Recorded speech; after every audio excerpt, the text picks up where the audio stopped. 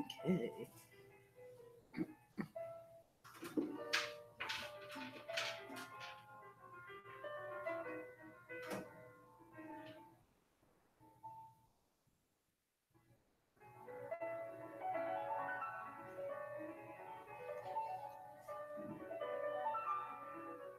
All right, guys, it's a little bit after 3:15, so we're going to go ahead and get started.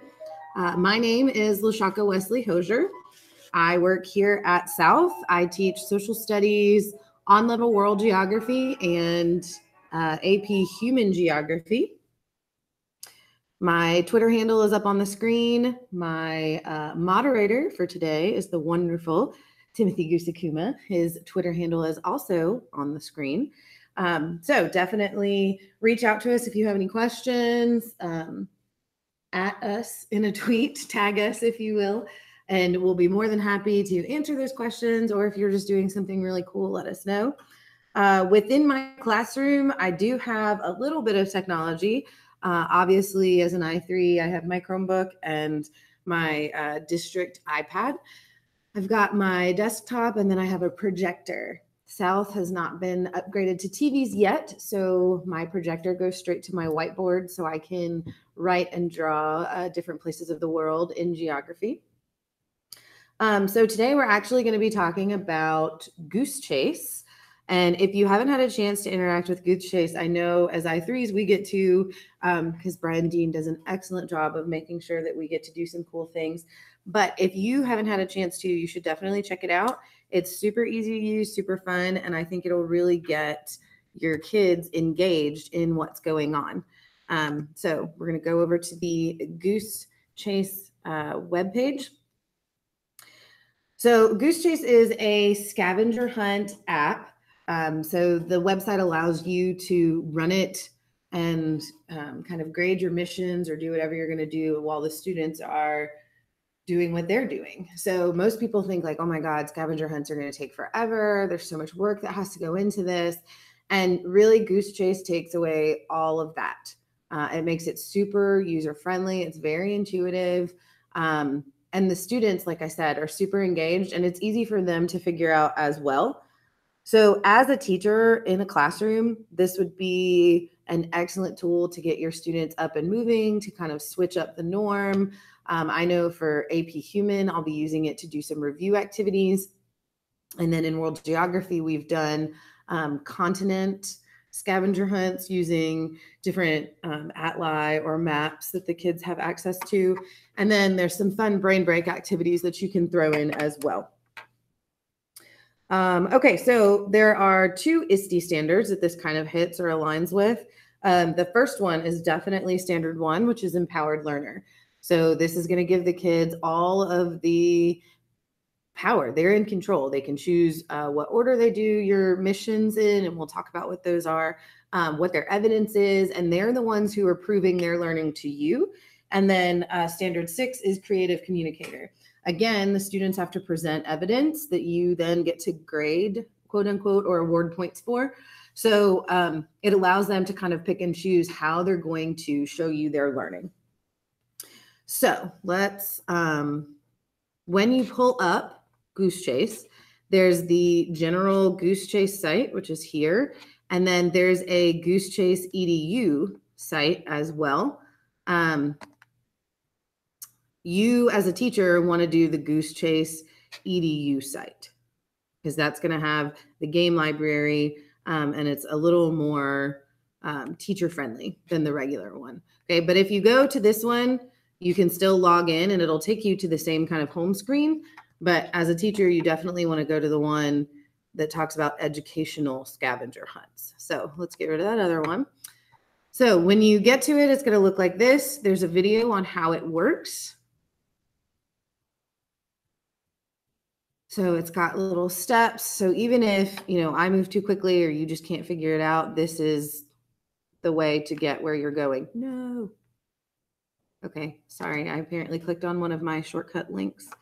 If you didn't know, GISD Digital Learning has its own website. Go there, check out all the other webinars. So we're going to go up to the top and we are going to, if you haven't signed up yet, sign up. It'll take you to a screen. like this. It does not have the Google Smart sign up, but it's still pretty easy. You pick a username, you enter your email, and then it'll get you an account created. So I'm going to go to the login screen because I already have an account with Goose Chase EDU. So I'm going to type in my login information.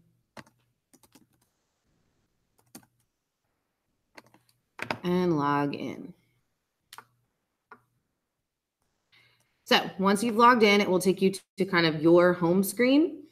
So we're going to watch a quick video of how it works. And this is the Goose Chase video. So they'll explain it and then we'll go through each component.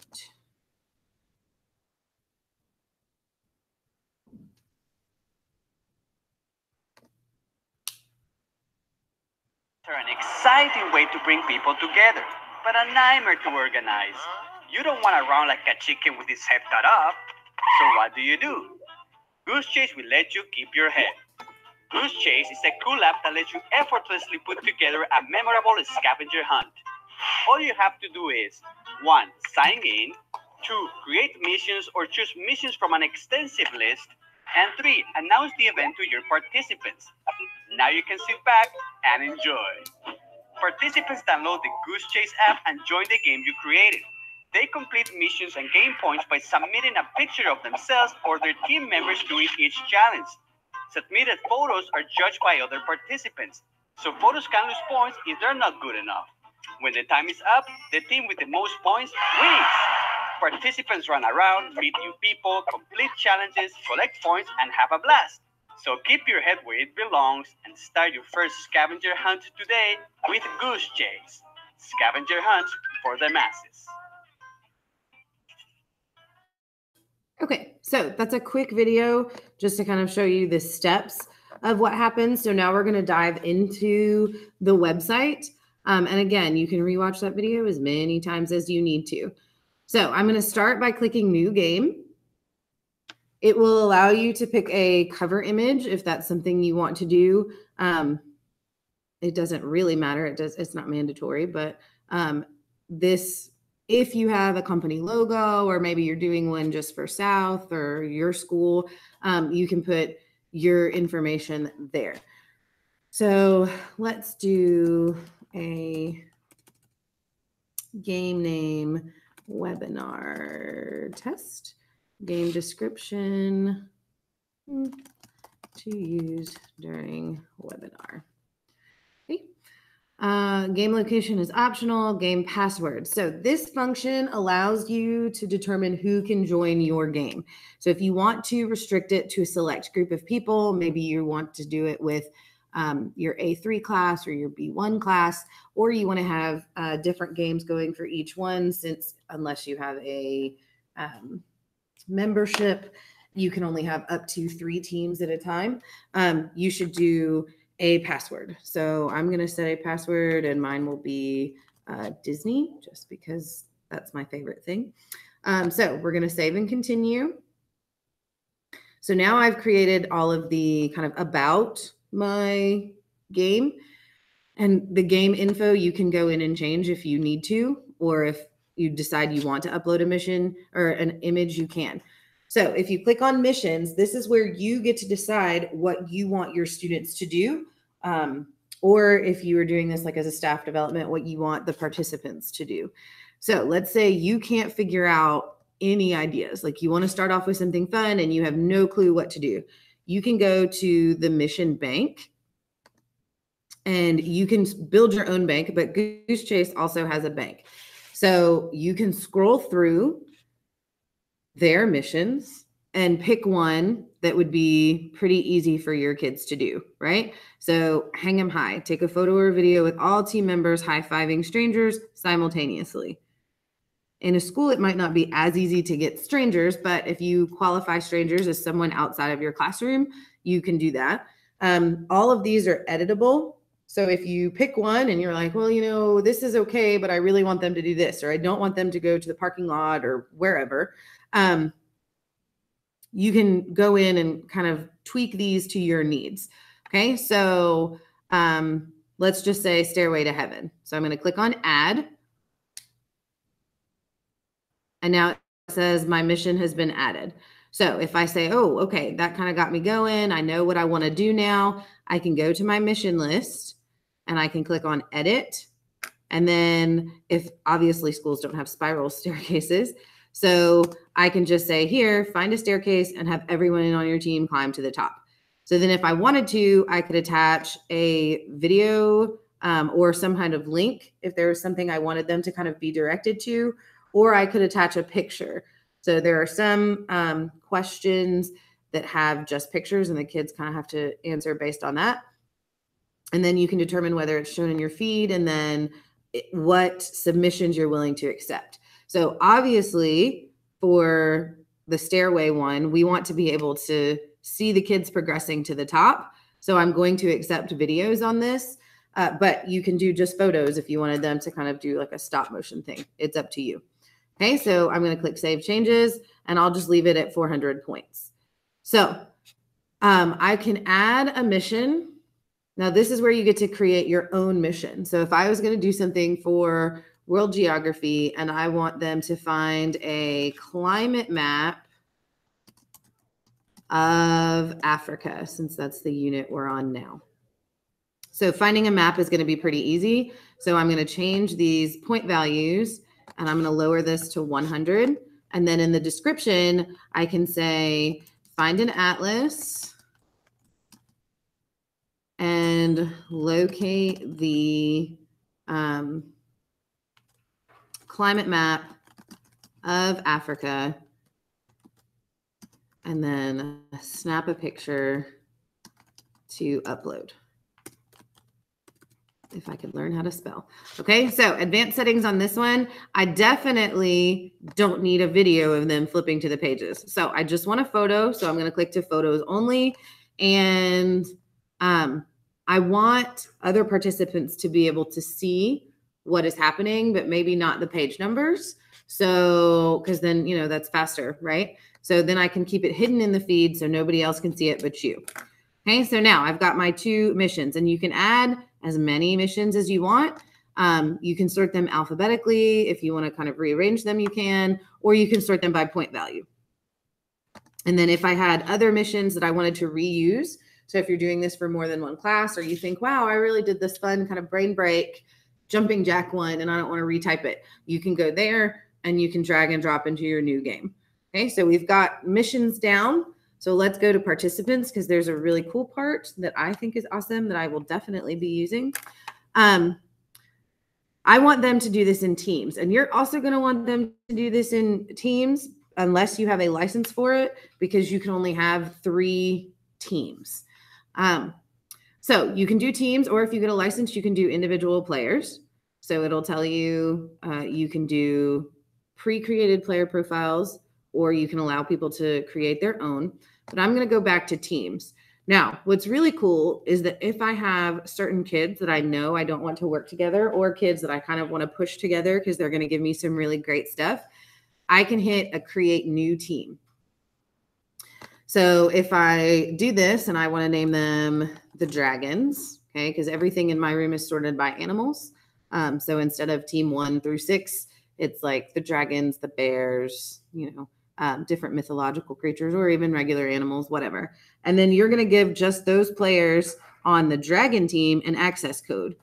So they're going to need this code to be able to join the dragon team. So I would give this just to my dragons. And then just to be fun, I would upload an image of a dragon. So, but you can do whatever you choose. So I've created that. And now when my kids come to class, I can say, okay, you're a dragon, you're a dragon, you're a dragon, you're a unicorn, you're an octopus or whatever, and give them these numbers. And then I've already figured out who's going to be on what team and eliminated all of that. Okay. So there's the teams. And then you can do a start and stop time. So the game is currently limited to 3 teams. Again, if you need more, you have to upgrade your license. So if you want to upgrade, it takes you to pricing and you can pay for it if that's what you like. So start and stop allows you to manually either start the game, or you can do an automatic. So if I know I want this to start on a specific day, so let's say we're going to do this in April as review for AP Human Geography, okay? And my class is my B4 class. So I'm going to start it at 1 since that's in the afternoon, okay? And then end time, you can have it span over multiple things, multiple days. So if there's like a weekend assignment or something you want them to do kind of outside of class, you can have them do that and they can still have access to it. Or if I'm going to have them just do it for the period, I'm going to change it to end on the same day. And of course, I'll do 2:30. That way we can debrief afterwards. Okay. So, oh, it didn't save. All right, let me try that again. April 15th, we'll just do 2. Okay, so then set. So now I know that this is scheduled, and automatically on April 15th at 1 p.m., this will release my missions. And as long as my kids have the password to sign in, which again, I chose as Disney, and I've given them, now I only created 1 team, but I could go back in and create those 2 other teams, give them their numeric values to join those teams, and then boom, it's done. Okay, so the activity feed, we're not really going to see anything because I don't have any going.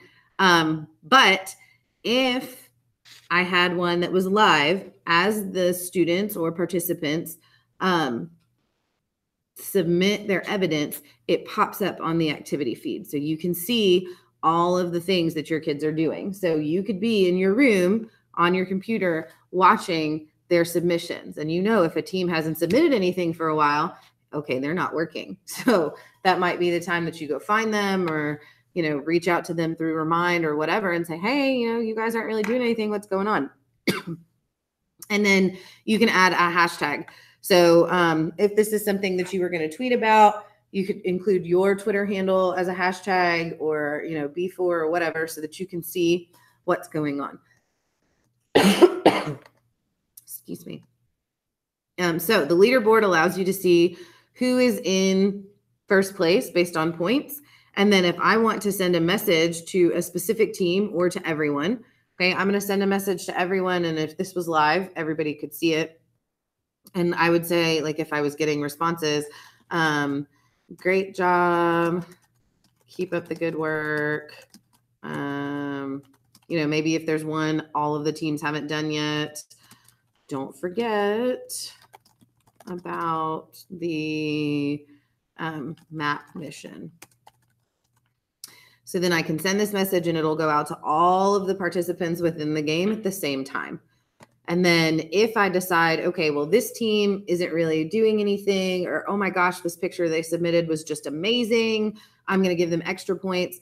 I can go in and select a team and give them, you know, 50 bonus points. And then I can say in the bonus, you know, for staying on task. Okay. If they're just blowing through these missions and they're doing such an awesome job, then I can add this bonus. Now, what's cool about this is that you can go in and you can see who you gave bonuses to based on the teams. So obviously, since I only have 1 team, they're not really giving me the differentiation here. But if I had multiple teams, it would show me which team I gave them to, why I gave them the bonus points, and then when I gave them the bonus points. And then the last thing you can do, if you have a team that isn't doing what they're supposed to, or, you know, somebody signed up accidentally or whatever, you can remove a team. So then the last thing for you is the submissions. So as they begin to complete missions, you'll see them here, and you can sort them by specific teams, by like who's in first place, teams alphabetically, or put them all together on the same mission. So for this one, I would see the climate map of Africa all together. I would see the staircase one all together. And then if there's videos or pictures that you wanted to download, you could do that. So I passworded this game, you know, and if they're searching for a game to join, they're going to type in this code down here in the bottom. It kind of has this little ticket next to it, NQKJJQ. So that's pretty much all of the stuff for creating a game. So let's go back to my games. So duplicate of new here. So if I go back to the Goose Chase EDU page, Oh, it's going to take me all over the place because I went to so many different ones. Okay. Goose Chase EDU.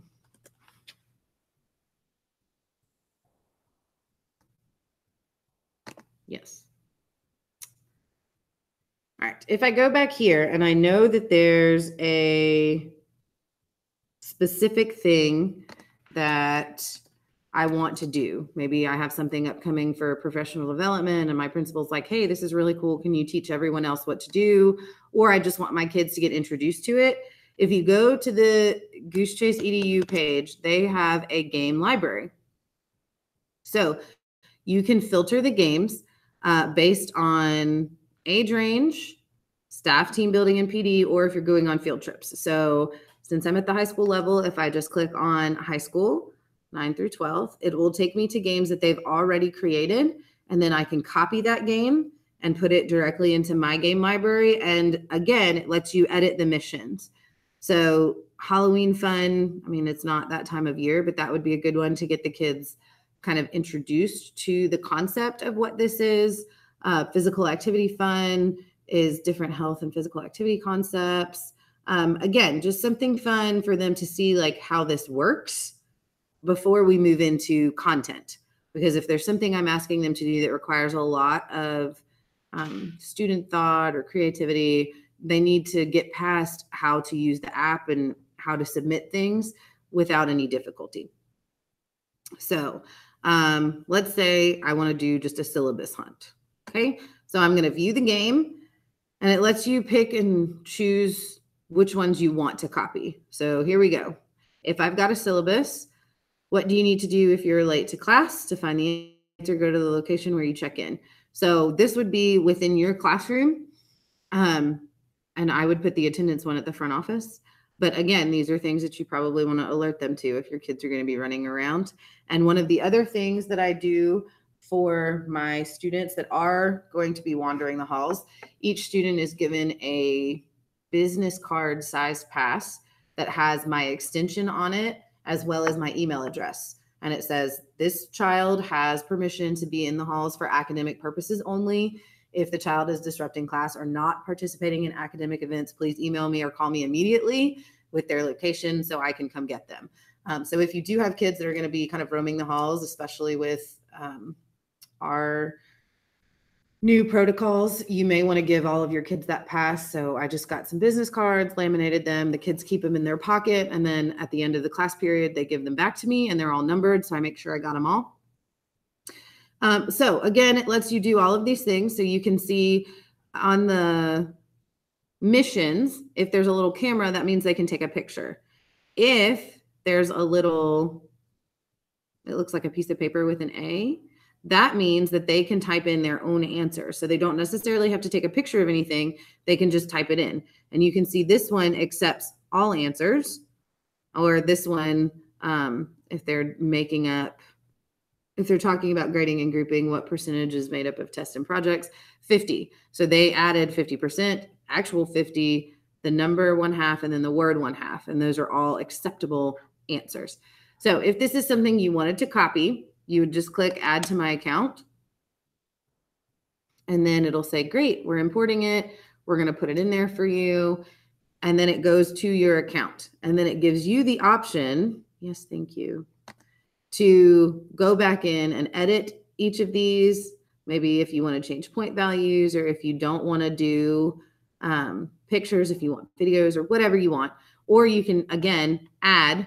So let's go to the mission bank and you can see these are all alphabetical, but they have a ton of things you can add to your missions if you want to give them a kind of brain break from stuff.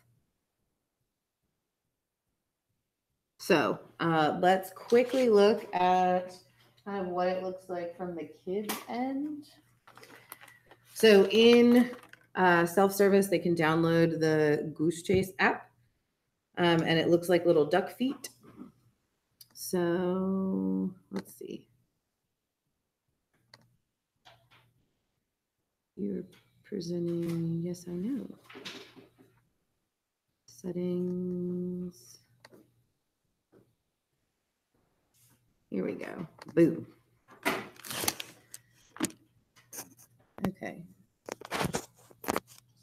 So I told it to let me see the camera, but it's not letting me see you guys. Oh, here we go. Hi. Okay, so here's the Goose Chase app. This is kind of what it looks like from the student perspective. Goose. So it'll pop up, it'll say Goose Chase. So you can see the games that I have either been a part of or linked to, and then you can see your past games. So if I go to the search function, and this is where your kids would join your game, they're going to enter that game code.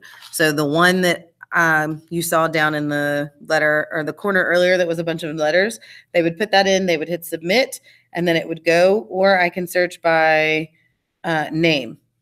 So if I want to search by name, I would just type in webinar test, since that's the one I did. And then I can select my team. So if I know what team I need to be a part of, I can go to the dragon, and then it says I need to enter the code to join the dragon team, which is number. So it acts like it's going to give your kids permission to do kind of whatever, but it doesn't. It makes them type in the code. So if they don't have it, they can't. Okay. So again, this is super easy for the kids to use, and it keeps track of all of your stuff. And the website itself is really easy for you to do. So if I go back to my games, I can go to one of the I3 days, and I can see missions that were created. And then if I click on a mission, this is what it'll look like for your kids. So it says, take a picture of students applying 21st century skills. They would just click snap evidence, take a picture of whatever it is. And then once they have that picture, they would just hit submit.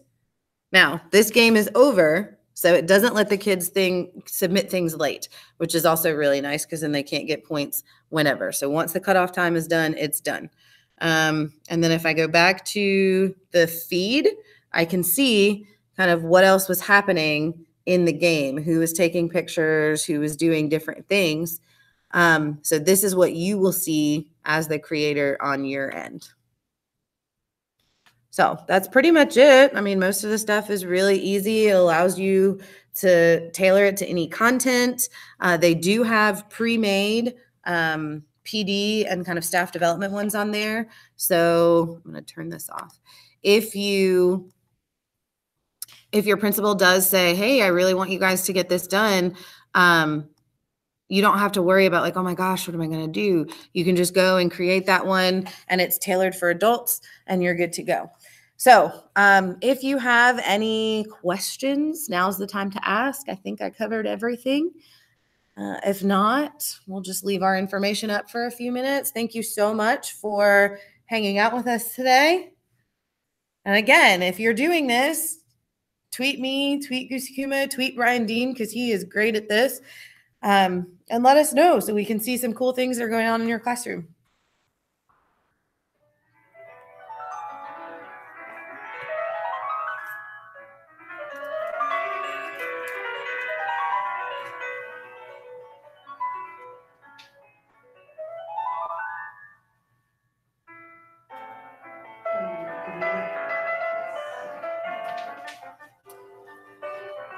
As you can see in the chat, Mr. Goose Akuma, my awesome moderator, has added the PD link. So if you have finished this webinar and made it all the way to the end, congratulations. Go to the link, fill out the form, and get your CPE credit for watching the webinar. Until next time.